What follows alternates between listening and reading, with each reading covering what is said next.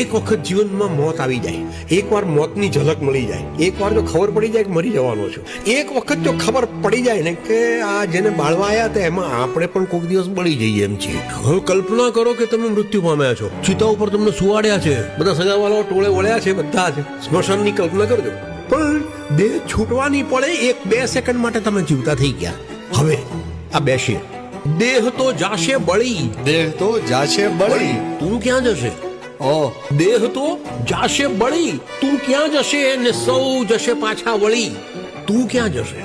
પણ આ ખબર પડી જાય ને પછી એવું લાગે છે કે ગઈકાલ ભૂતકાળનો કોઈ અર્થ નથી, યાદોનો કોઈ અર્થ નથી. પછી એવું લાગે છે કે આવતીકાલના સપનાઓનો કોઈ અર્થ નથી. આ એના કરતા હું આજે આ માણી લઉં.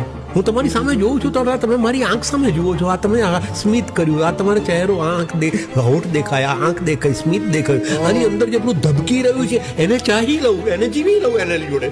બસ આ સમજણ છે તે પળે, જે દિવસે પ્રગટી, જે પળે પ્રગટી, હવે પળે પળને જીવી લઉં.